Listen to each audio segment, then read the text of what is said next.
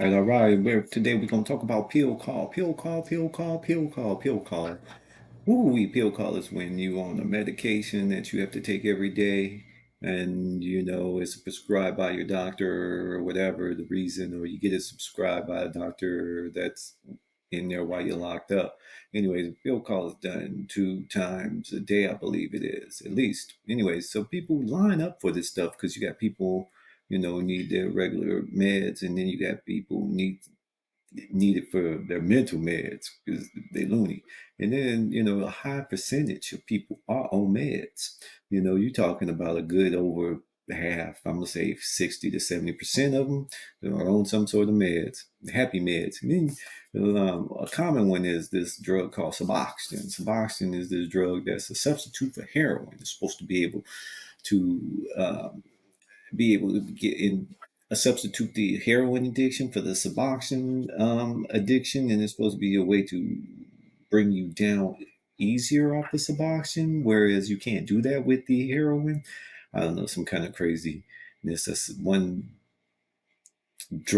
bad drug for another. Call me crazy, but the crazy thing I'm getting at about it is the Suboxone is a currency itself. You can get anywhere from $20 to $100 off a strip of Suboxone. That's what it comes in, a little strip, right?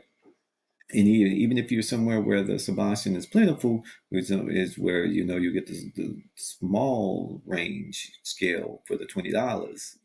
And if it's not readily available, you can get all the way up to that $100 mark for it. But anyways, my point is, it's worth a lot of money. It has worth, and it's just something that goes on here that keep a lot of people drugged up. I mean, the ones that need to be drugged up aren't drugged up. Like Booty Bandit Bobs. I said it. Booty Bandit Bobs. Yep, stories will be coming soon about the Booty Bandit Bobs. Stay tuned. See, I wanted to talk to y'all about yard time, but I really don't know if yard time is even something that we should even be discussing because in New York, it really is no yard time except for the summertime because in the wintertime, there is no yard time. It is snow time. And yard time ain't really a yard time, at least not in GRBC, because it's a concrete.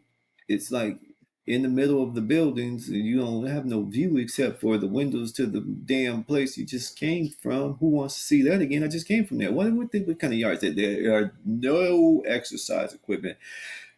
Basically, it's concrete with some lines on it. You can walk around. That's about what you're gonna do. And the only thing you can do, and this is and it's at the CEO's discretion how long you're gonna stay out there. It could be a half hour, like you a little kid. You know what I mean? It could be a half hour, it could be an hour, 45 minutes, whatever the hell they feel like doing.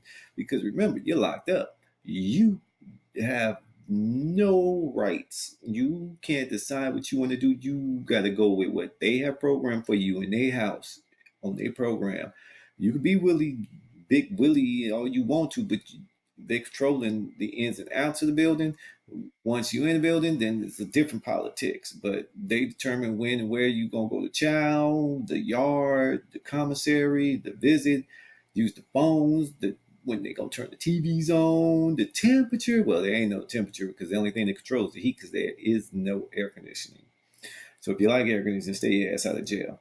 So yard in Rikers Island really is not that unless you're in the dog program. In the dog program, you get a yard with some grass, basketball court, and you get to come in and go pretty much as long as there's daylight out. You come and go, and at nighttime, you just got a little seal just stands at the door and watches you.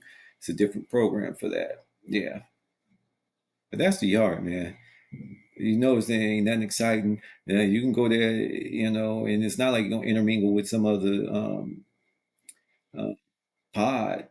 Rarely does that happen. So it's just your pod that's out there. So there's nothing out exciting. It's not like in prison where you're gonna get somebody shanked up or something because you just shank them in the pod. Why go to the yard? Right, all right. Now we're gonna talk about chow. Yeah, we back on that chow. That was about that same thing when we was talking about that chicken. No chicken for you, but not right now. Today we're gonna be talking about chow in general, not just that specific chicken day. Cause y'all want to know about what happened with that chicken? Go back and watch the video about Rikers Island chicken day. Yeah, it's entertaining. People die over that chicken. Get beat. Don't mess with that chicken. At least not in Rikers Island. In fact, I'm all over any place, any jail, prison. That chicken is nothing to play with. You better be serious on chicken day, and you better have your weight up if you want some. Because not everybody get chicken. No chicken for you. See the video. Check it out. All right, so we talk about chow. Chow, what the chow consists of breakfast. Sometimes you get a hot breakfast, unless you get some cereals that in a small little package, little bitty box, size that they feed the kids in the elementary school. That size, you'll get that, or you might get an egg, hard boiled egg. You don't get no scrambled eggs unless you work in the kitchen. People like me got scrambled eggs, with cheese, and yeah, with salt and pepper, some chopped up onions and bell pepper. Anyways, that's the sidetracking. The traditional chow for the main line is what we're talking about. And we're not talking about them guys, such as myself, who will feed themselves by their own food from the commissary and feed themselves. You just ain't gonna eat that crap. You know what I'm saying? No matter where you at, you ain't gotta eat that crap, man. You know what I'm saying? You find a way so you can, like on the street, same thing. You just at a different location with the same, same mentality that you had on the streets. Your survival skills should transfer over to your survival skills while on lockup. You know what I'm saying? Because I'm just saying, if you're a buster on the streets, you're gonna be a buster. You know, when you locked up, you know what I'm saying? It ain't like you transform from being one type of person to another type of person when you change locations. Nah, you the same. You know what I'm saying? You either, you do it there just like you did it on the streets, or you know what I'm saying, or you wasn't about it. I mean, that's just true. So now you could be somebody on the streets and become a nobody, while you're locked up. But that does happen. But rarely, yeah, it happens the other way around. But that does happen too. There's always them one-offs. But on the chow sucks. That's all you need to know. Chow sucks. You get a warm breakfast, and then you get a cold lunch, which will consist of a sandwich, a cookie, a milk, and it fit. Wait, hold on, or some kind of juice. And this is the cold part. It ain't like you get a good juice. You get a packet of some dry, what is it, Kool-Aid. It ain't Kool-Aid, it's some kind of other brand. It has some saccharin or something in it that has some extra sugar taste that'll kill you. Been shown to kill laboratory rats or cause cancer, but they give it to you. And yeah, it's like a package will do like 30 or 50 gallons. It's a crazy amount of the concentration of this Kool-Aid. But they give you a smaller pack in your lunch. So you get a pack of Kool-Aid that'll kill you, cause cancer. Get the processed meat that'll kill you, cause cancer. And the processed meat is just, I think it was 3 breads, 4 breads. If you were lucky with 2 slices of some mystery meat, what you call it, because you really don't know. It's not meat you would see on the street. It's what's mystery. And then no cheese, no mustard, no mayonnaise, no none of that. Yeah, none of that. Forget about that. Get that out your vocabulary, um, and get it off your menu because you ain't getting it. And then you get that, and yeah, and a cookie. You might get an apple, might get an orange. Depends on where you're at. Rikers, you ain't getting no orange. And the lunch there is peanut butter. That's right, I said it. He said it. I said it. You getting peanut butter.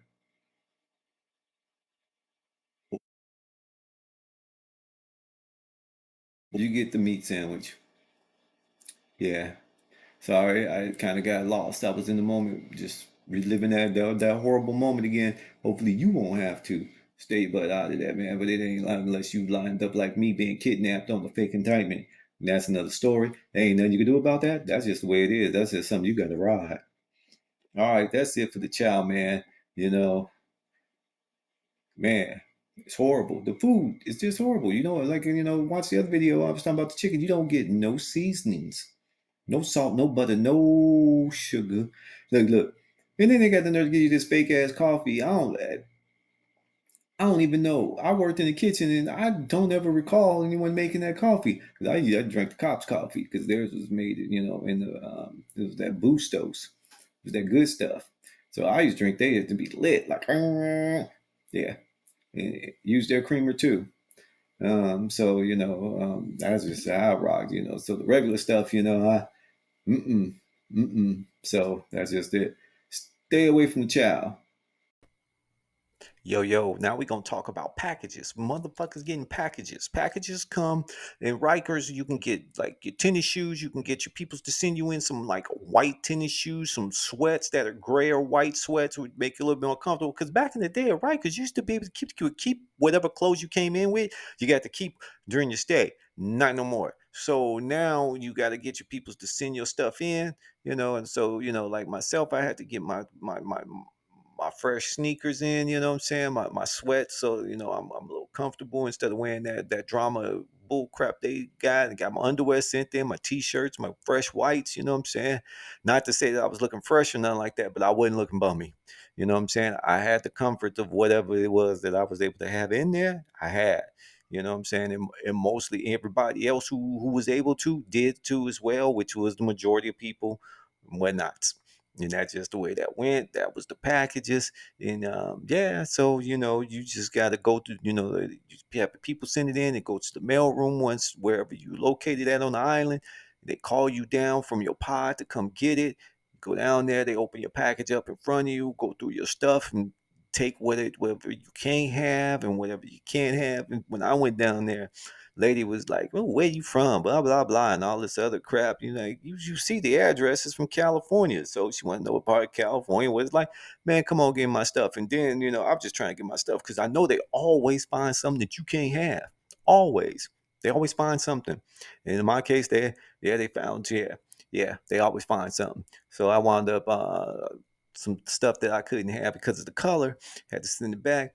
And it was some bullshit because other motherfuckers had the same shit in the colors. But like I said, it just depends on who you are. The rules is different for everybody. And unfortunately, it was one of them situations where I was put into the category of a regular motherfucker and the rules applied to me. And they applied them. But I did get to keep what I did get to keep. So you know what I'm saying, I was good. But when I was going back and forth to trial, I had about 6, 7 pair of different fits, a couple pair of shoes. You know what I'm saying? I had my stuff up in, that was a different story because at this point I've been there for over a year and a half, during the 3 months trial. All the police knew me by this point. They knew about my case and all that. So, I had a little bit of, I ain't gonna say juice or nothing like that, but I got to, do some things that other motherfuckers didn't get to do. Yo, yo. All right, all right, all right, all right. So today, now, right now, this very moment, y'all. First off, hit that like button, hit that subscribe button, hit that bell notification. You want to get notified the next time we come on, don't you? Hit it, hit it, hit it, hit it, man. Hit it. It don't cost you nothing to hit it. It helps out the algorithm, get push our message out there so more people are aware of what's going on in Rikers. Hit that like button. All right, let's get going. Now we want to talk about working, working while locked up. It's funny because while you're working while locked up, you don't get paid nothing. You literally get pennies an hour, and you get paid for like 6 or 7 hours, and you get literally 7 cents. I ain't lying. You get like 7 cents. If you lucky, I think the highest paid job I ever recall was like some 75 some cents an hour, and that was something for like people who've been there a long time with real skills that would probably pay 6 figures on the streets. You know what I'm saying? But they doing it in jail and they not being paid nothing but pennies. So my point was, if you and then this equates to a monthly payment could be like $12 a month, yes, to $75. Some people get like 125 a month. If they got one of them type of jobs I was talking about earlier, they call them industry jobs in California. They're called PIA, Prison Industry Authority, something like that. Yeah, but and my thing is, if and then these guys they get up early in the morning. You know what I'm saying? They come back late, like they got regular 9 to 5 jobs on the street. My question is, why can't you do that same thing on the streets where you're getting paid way more? Well, you're getting way more an hour on the streets than the little bit of money they paying you in prison, but you get up at the crack of fucking dawn. to go do this prison job, and you treated with the crazy responsibilities that you ain't gonna do this, you ain't gonna do that to jeopardize the job like it's a fucking street job. And if you had that same mentality on the streets that you carry over into jail, like you some outstanding type of character, you probably wouldn't wind up in there, because a lot of guys wind up in there for stealing. And it's usually them like them ones with them who do stuff like that try to act like that ain't what they about, and they was more than what they actually were. And I'm just saying, if you can work for pennies and get up at the crack of dawn and do what they tell you to do, why can't you do it on the streets? It's crazy to understand. And and in my mindset, I had to think about that, in that moment. You know what I'm saying? Not some hindsight 50-50 vision, nothing like that. I'm just talking about in the moment. You think about that and you like, that's some shit. That's real talk. And you know what I'm saying? And everybody get a chance. The majority of people get a chance to come out at some point and put into effect what they say they was gonna do, and they get a chance to try it. But you gotta have your mind right. And that's not about working for pennies, man. You just can't. They slaving you, you know what I'm saying, and you're doing it, and a lot of guys are doing a good job at what they doing, you know what I'm saying. They putting their all into it, and they put that same effort into it on the streets for themselves. Imagine what you could do. Imagine. Stop working for pennies. Yeah, man, but you know what I'm saying? Like the reason sometimes somebody take these jobs, because sometimes you take a job, you don't get paid. There ain't no pay. You do it more because you want to get out of the dorm. You want to try something different, to break up the monotony. And you know what I'm saying? Imagine that. That your ass would do something for basically for free, because the place that you be is so damn bad that motherfuckers volunteer to do work. You know what I'm saying? Imagine a situation like that, an environment like that. Come in, you think about it. That they is so bad that you want to go do something else, work for free. And you're gonna do a good job at the work you do, because if you don't, they're gonna take your ass back and get somebody else who wants to do it. So you get what I'm saying? That shit is crazy. That's why on the streets you could do that shit yourself, man. I know, it ain't like you can go apply for a job and get it, because it ain't that easy because of the way the system is set up. You know what I'm saying? But if you can find a way to transfer them skills for something to do something for yourself, that's about the way you gotta do it. You know what I'm saying? It's just you gotta deal with the hand that you dealt. You know what I'm saying? It ain't always a good one. You gotta make some motherfucking lemons out of lemonade or some shit. I don't know, some other uplifting shit that I can't even think of right now, but something like that. But you get what I mean? Yeah.